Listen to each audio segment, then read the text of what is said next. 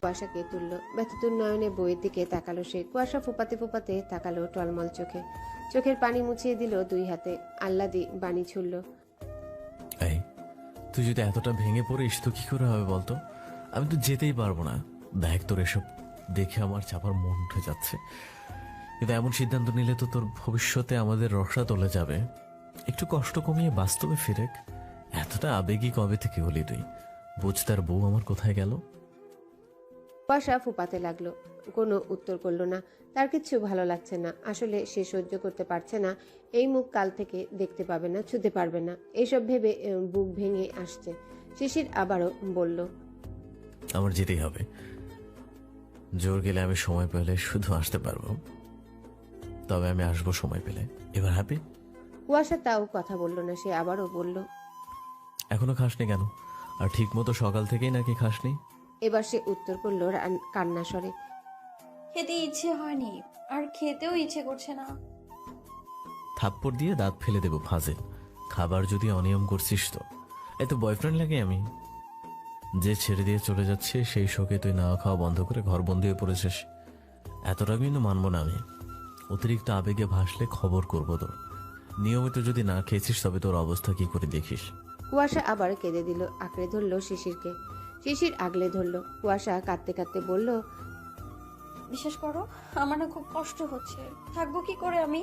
একটা রাত দিনও তো পার করতে পারবো না আমি তোমার ছাড়া। থেকেছি কি কখনো এমন করে? না তুমি থাকতে দিয়েছো কখনো, তুমি তো এমন অভ্যাস তৈরি করে দিয়েছো আমার। শিশির কি বলবে বুঝলো না। এই আহ্লাদিকে সে একটা দিন না দেখে থাকতে পারবে না। সেও থাকতে দেয়নি, কষ্ট তো হবে। আবার নিজের কষ্টটা, ইমোশনটা নিজের মাঝে দমিয়ে নিল।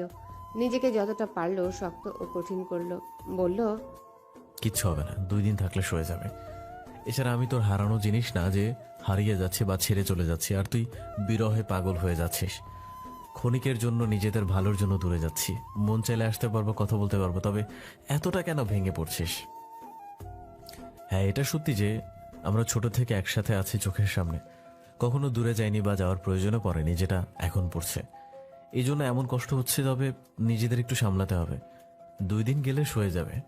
কুয়াশা আমার স্বামী স্ত্রী, কোনো গার্লফ্রেন্ড বয়ফ্রেন্ড না যে বিচ্ছেদের বিরহে ভুগতে হবে। এটা বাস্তব ফ্যান্টাসি থেকে বের হওয়া। আবেগ কমা, ভবিষ্যতের সুখের কথা চিন্তা কর। আমাদের ভবিষ্যৎ আসবে, তখনের কথা চিন্তা কর। আমি যদি তোর আবেগে গা ভাসিয়ে দেই, বউয়ের পাগলামিতে সায় দিয়ে না যাবার সিদ্ধান্ত নেই, তবে কি করে চলবে? ভবিষ্যতে আমার বউ বাচ্চাকে খেতে পড়তে দিতে হবে না? আর কতকাল বাবার পয়সায় বউ পালবো? আর তুই যে ভান ধরছিস, এতে বাড়ির লোক কি ভাবছে বলতো? কষ্ট পাচ্ছিস, মন খারাপ করছিস ঘরে করে, নিজের মাঝে রাখে পরিবারকে দেখাচ্ছিস কেন? নির্লজ্জ মনে করবে তোকে সকলে। বলবে কুয়াশা গোবর ঠাসা স্বামীর শোকে কাতর হয়ে নাও খাওয়া বন্ধ করে দিয়েছে। ছি, কি বাজে লাগবে শুনতে কথাটা। আচ্ছা, সত্যি কি আমি তোকে এতটা পাগল করে দিয়েছি? শেষ কথাগুলো বলতে বলতে মিটিমিট করে হাসলো।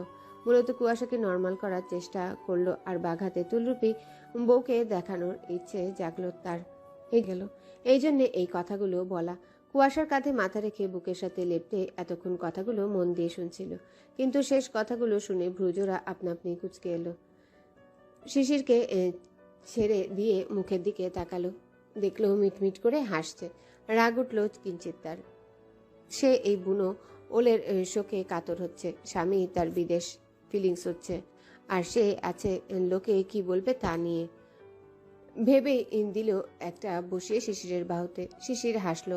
বউ তার বাঘা তেঁতুল রূপে ফিরে এসেছে। এই তো এই রূপে বউকে ভালো লাগে তার। কুয়াশা বলল, অশুভ বুনল, আমি আছি আমার জ্বালায়, আর তুমি আছো লোকের কথার ঠেলায়। আমার লোকের সাথে অত সাথ নেই। আমার স্বামী আমার থেকে দূরে যাচ্ছে, এটাই আমার কষ্টের একমাত্র কারণ। আর হ্যাঁ, তার আদর্শ হাগো আমি রোজ মিস করব। কুয়াশা শেষ কথাটা আবার কান্না মিশ্রিত স্বরে বলল। শিশিরেরও বুকটা ভারী হয়ে এলো, বুকে জ্বালা অনুভব করলো। কুয়াশাকে টেনে আবারও বুকে নিল, লেপ্টে গেল সে স্বামীর বুকে। কাঁধের উপর মাথা রেখে গলায় মুখ গুজে দিল স্বামীর। গলা জড়িয়ে ধরে ফুপিয়ে উঠল সে। শিশির বুকের মাঝে চেপে ধরল, মিশিয়ে নিতে চাইল বউকে। তার আহ্লাদি বউ আহ্লাদে গলে রইল। শিশির বলল, চল, খাবি? আমার খিদে পেয়েছে, খাইনি এখনো। কুয়াশা তা শুনে ছেড়ে দিল, উঠে তাকিয়ে বলল, চলো খাবে। বলে উঠে পড়ল। শিশির দীর্ঘশ্বাস ফেলল। শক্ত সেও হোক, বউটা নিজেও হোক, কষ্টের পৃষ্ঠে দিনগুলো চলে গেলেই হলো। ভাবতে ভাবতে শিশির উঠে দাঁড়ালো, কুয়াশার হাত ধরলো, এরপর একসাথে বেরিয়ে গেল। তিন যা বসেছিল বাসর ঘরে। সকলের খাওয়া দাওয়া শেষ হয়েছে, এরা দুজনেই শুধু বদ আছে। নেমে শিশির মায়ের উদ্দেশ্যে বলল, খেতে দাও আম্মু। জাকিয়ারা দুজনকে দেখলেন, মুচকি হাসলেন। ছেলের কথায় সায় দিয়ে উঠতে গেলে কুয়াশা থামিয়ে দিয়ে বলল, লাগবে না আম্মু, তোমরা শুয়ে পড়ো গিয়ে, আমি করে নেবো সব। শিশির মুচকি হাসলো মায়েরাও। জাকিয়া তবুও বললেন, এগিয়ে দিয়ে চল। বললাম তো লাগবে না, যাও শুয়ে পড়ো গিয়ে, আর জাগতে হবে না। অতিরিক্ত অধিকারমূলক কথাগুলো ছিল, যেটা দ্বারা যে কেউ বুঝবে সে এখন স্বামীকে নিজ হাতে পরিবেশন করে খাওয়াবে একা। আজমিরা সহ যাকে আম্বিয়া অবাক চোখে চেয়ে রইলেন তাদের সেই ছোট্ট আহ্লাদি কুয়াশার দিকে। কত বড় হয়ে গেছে, স্বামী সংসারের দায়িত্ব নিতে শিখে গেছে, তাও আবার অধিকারের সাথে। জাকির মালিথা ও জাহিদ মালিথার সেই কথাগুলো তিনজনারই মনে পড়ে গেল। তিনজনই আর কথা বললেন না, সম্মতি দিয়ে চলে গেল। শিশিরও চুপ করে শুধু দেখে গেল। কুয়াশা বলল, চলো। বলেই হাঁটা ধরল। পেছন পেছন শিশির গেল। কুয়াশা দুজনের জন্য খাবার বেড়ে নিল। শিশির দেখলো বউ তার গিন্নির মতো সব পরিবেশন করলো। কুয়াশা পাশে বসতে গেলে শিশির একটু টিভি সিরিয়ালের মতো ভোল ধরলো। বউকে কোলের উপর বসিয়ে নিল। কুয়াশা বলল, আরে কি করছো, কেউ এসে পড়বে তো। না আসে। এবার তুমি একটু বেশি করছো না? এতক্ষণ না জ্ঞানের বন্যা বইয়ে দিলে আমার মগজে, তো এখন তোমার কি এইসব ড্রামা? ড্রামা সিরিয়ালের ভোল ধরলে কেন? যে বেডরুম ছেড়ে ডাইনিং রুমে, কিচেন রুমে রোমান্স করা থার্ড ক্লাস একটা বিষয়। এসব ছাড়ো, যত রোমান্স ঘরে করো, লোকের সামনে পড়ে লোক হাসানোর প্রয়োজন নেই। শিশির বউয়ের জ্ঞানের কথাগুলো শুনে হেসে ফেললো শব্দ করে। থেমে বলল, বাবা, বউ দেখে আমার থেকে দ্বিগুণ জ্ঞানী। আচ্ছা, এসব জ্ঞানের কথা ছাড়, আপাতত কেউ আর আসবে না এদিকে। আজ না একটু ড্রামা সিরিয়ালের মতো রোম্যান্স করলাম, ক্ষতি কি? কুয়াশা কথা না বলে ভ্রু মরু কুচকে তাকিয়ে রইল। শিশির ভাত মাখালো, মাছের মাথা রান্না, আজ সাথে মাংস টাংসও আছে।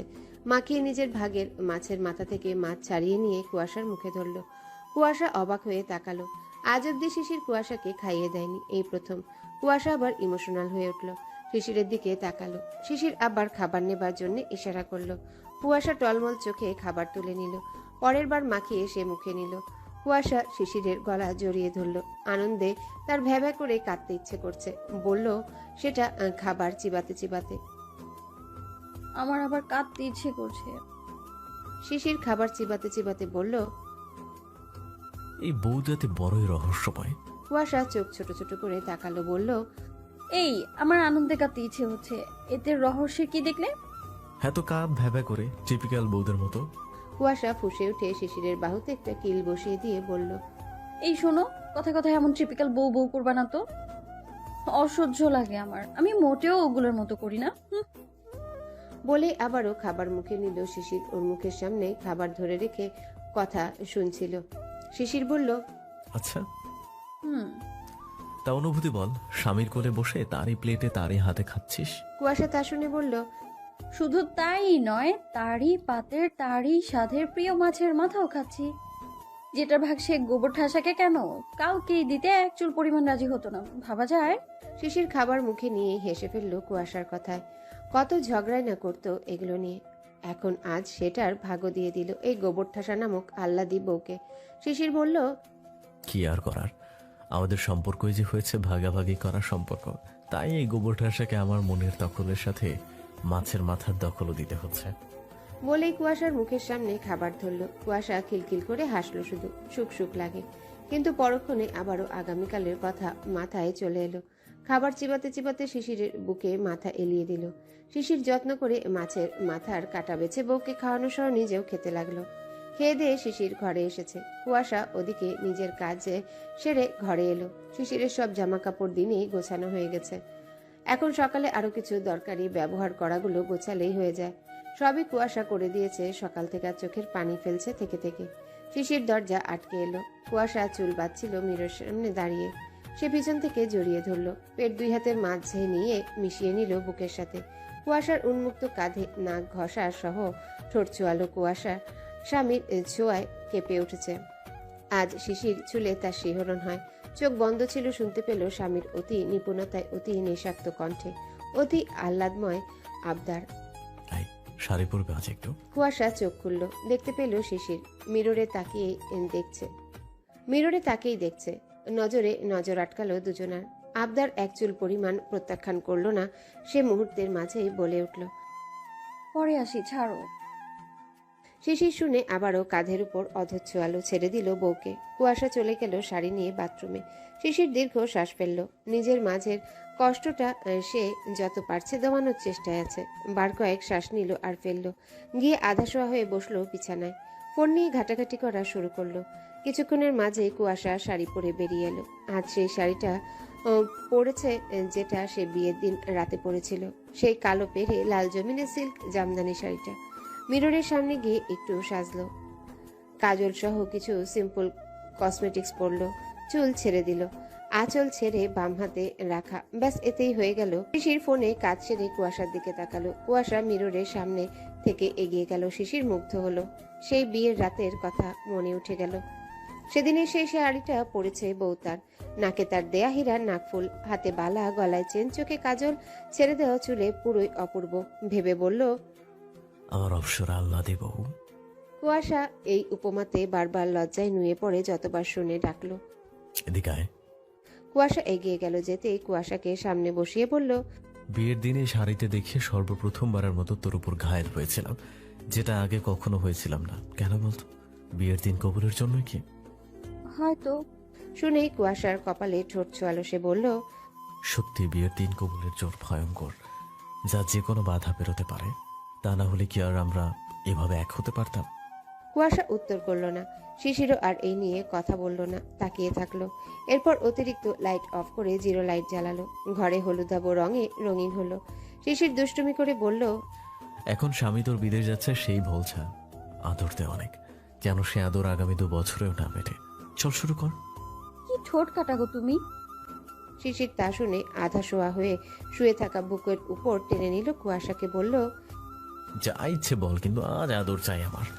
কাল থেকে আর কাছে পাবো না তোকে। সেই দহনে পড়ছি আমি। এতক্ষণ পর স্বামীর ভেতরে দাবানল টের পেয়ে আবারও কেঁদে উঠল সে।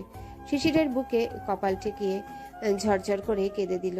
শিশির কিছু বলল না, কাঁদতে দিল এবার। সেও আর সহ্য করতে পারছে না। কিছুক্ষণ পর বলল, শুধু কি কাঁদবি নাকি আদর টাদরও একটু দিবি? বলতে বলতে উঠে বসলো কুয়াশাকে নিয়ে। কুয়াশা তা শুনতে পেয়ে কাঁদতে কাঁদতে শিশিরের শরীরে টি শার্ট খুলে নিল টান দিয়ে নিজে। শিশির নির্বিকার, পরনে এখনো ট্রাউজার তার। কুয়াশা শিশিরের নগ্ন বুকে 2 হাত দিয়ে ধাক্কা দিল। শুয়ে পড়ল শিশির। কুয়াশা সেই বুকে নিজের অর্ধেক শরীর ছেড়ে দিল। শিশির মিটমিট করে হাসতে লাগলো এবার।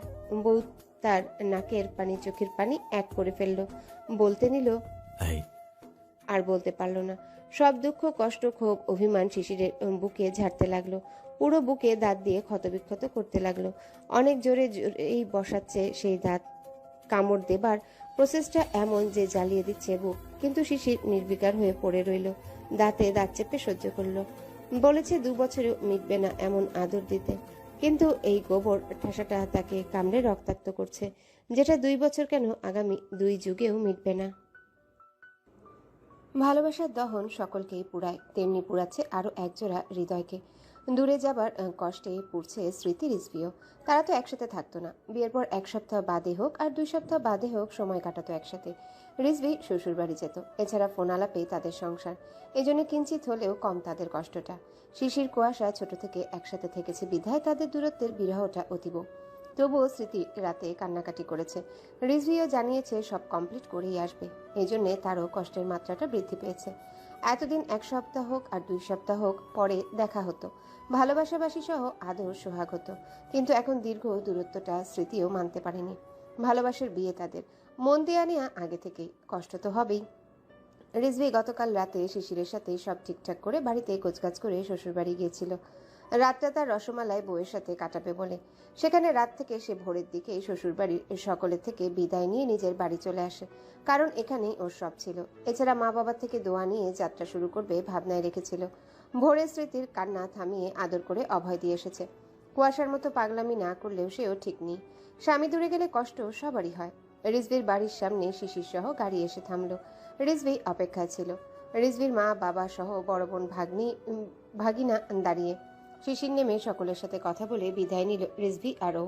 দুজনেই গাড়িতে উঠে বসলো। রিজভির মা সকালে ছেলেকে ধরে কেঁদেছেন, কারণ একমাত্র ছেলে ওনার। রিজভি ওই প্রথম বাইরে যাচ্ছে। মায়েরা সন্তানদের কাজছাড়া করতে কষ্টই পায়। বিদায় নিয়ে রিজভির বাড়ির সীমানা অতিক্রম করলো গাড়ি। এরপর রোডে উঠলো। চলতে লাগলো গাড়ি তার আপন গতিতে। গাড়ির গতির সাথে গাড়ির ভেতরে থাকা দুটি মনের বিষাদের গতিও বাড়তে লাগলো। আপন মানুষ ছেড়ে, আপন জায়গা ছেড়ে ভিন্ন মানুষের মাঝে ভিন্ন জায়গায় পাড়ি জমালো স্বপ্ন পূরণের আশায়। শিশির, রিজভি দুইজন দীর্ঘশ্বাস ফেলল। মনের অবস্থা করুণ। দুইজন দুজনার দিকে তাকালো। কিছুক্ষণ তাকিয়ে থেকে কেন যেন দুইজনাই হেসে ফেলল শব্দ করে। কষ্টের মাঝেও হাসি পেল। বিষয়টা অদ্ভুত। রিজভি বলল, জীবনে আর বিয়ে করতাম না দোস্ত। শিশির হেসে বলল, আর আমি তো সব ভাইদের সাজেশন দেবো ব্যাচেলর লাইফে যেন বিয়ে টিয়ে না করে। আর ব্যাচেলর লাইফ কেন, পড়াশোনা শেষ না করে যেন বিয়ের কথা মুখে না আনে। জীবন একেবারে তেজপাতা। সাথে আরো বলবো ডিফেন্স জবও যেন কেউ না করে। হ্যাঁ, আর যেন বিদেশেও না যায়। শিশিরের কথা শুনে রিজভি সহ ড্রাইভারও হেসে দিল। রিজভি হাসতে হাসতে বলল, কি একটা অবস্থা রে দোস্ত, মনে হচ্ছে বসে বসে মনির খান আসিফের গান শুনি। লাইক ও প্রিয়া তুমি কোথায়, ফিলিংস আসছে আমার ভাই। শিশির আবারও হাসলো।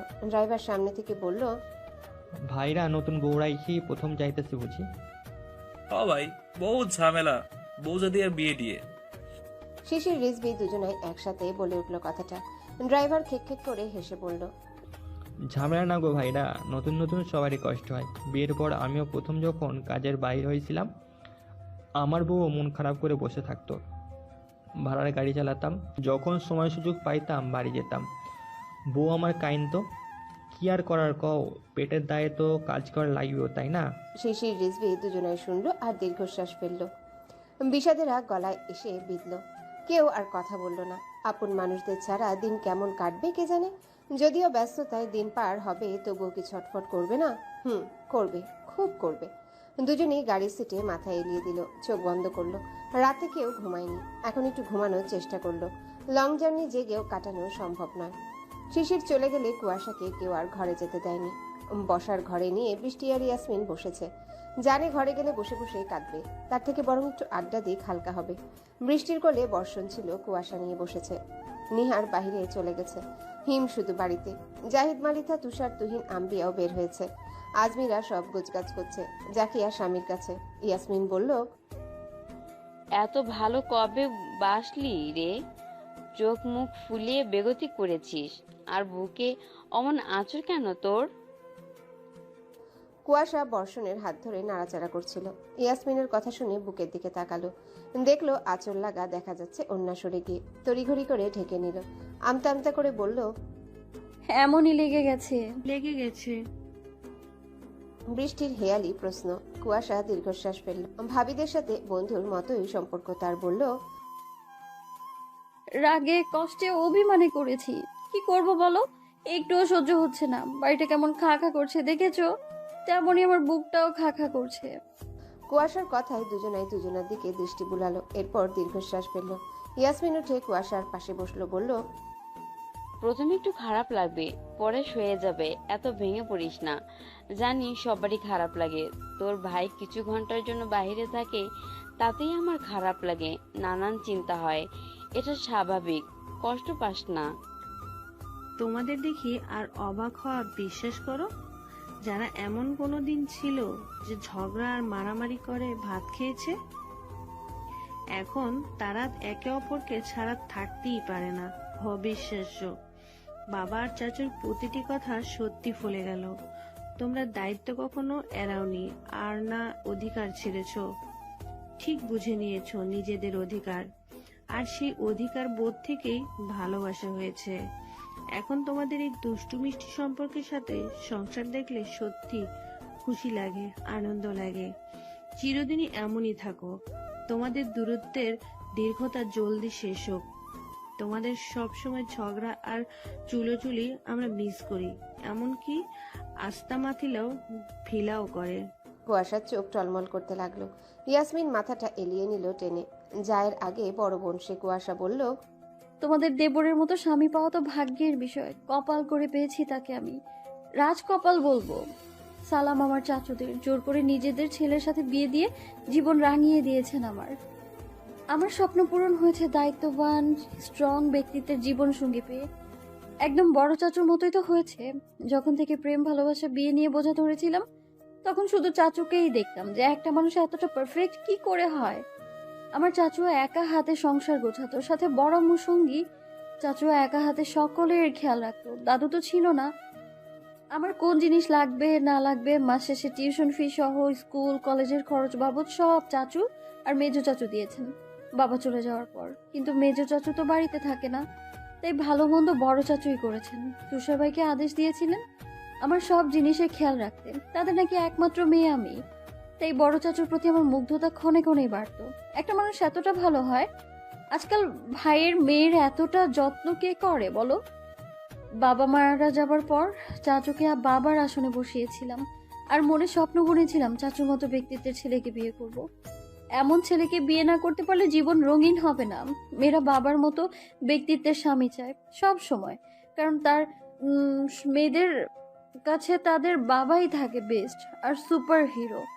আমিও বড় চাচুর মতো ব্যক্তিত্বের জীবন সঙ্গী চেয়েছিলাম। 5 ওয়াক্ত নামাজে চাইতামও আল্লাহর কাছে। আল্লাহ আমার চাওয়া আশা পুরো স্বপ্নটা এইভাবে কবুল করে নেবেন, আমার কল্পনার বাইরে ছিল এটা।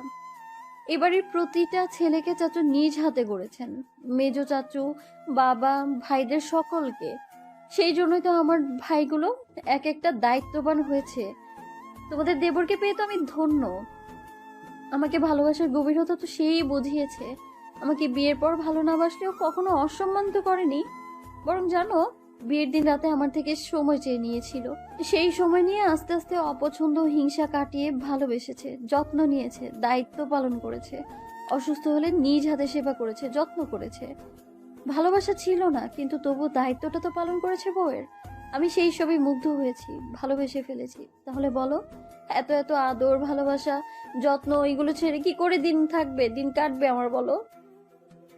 কুয়াশা একভাবে কথাগুলো বলে থামলো। শিশিরকে নিয়ে মনের অনুভূতিগুলো শেয়ার করলো। বৃষ্টি ইয়াসমিন মুগ্ধ হয়ে শুনলো। সত্যি বুঝদারে দুটো। ভালোবাসা ছিল না, সময় নিয়েছে, কিন্তু পিছিয়ে যায়নি, অত্যাচার করেনি, সময় নিয়ে ভালোবেসেছে। এদের ভালোবাসার সম্পর্ককে স্যালুট জানাতে হবে। এরাই সেই বুনো ওল বাঘাতে তুল, যারা কিছুতেই কেউ কারো থেকে কম না। ঝগড়া মারামারি চুলোচুলি ভালোবাসা সবকিছুতেই সমানে সমানে। খাঁটি দম্পতি। বৃষ্টি ইয়াসমিন কথাগুলো ভাবনায় আপনা আপনি চলে এলো। হাসলো অমায়িক। এবার বৃষ্টিও উঠে কুয়াশার পাশে বসলো, বলল, আল্লাহ এভাবে তোমাদের সম্পর্ক চিরজীবন অটুট রাখুক। মুগ্ধ হলাম আমার দেবরের প্রতি। মেয়েদের সে আগাগোড়ায় সম্মান করে, শুধু তোমাকে স্বভাব দোষে সহ্য করতে পারত না। কিন্তু কখনো অসম্মান করেনি।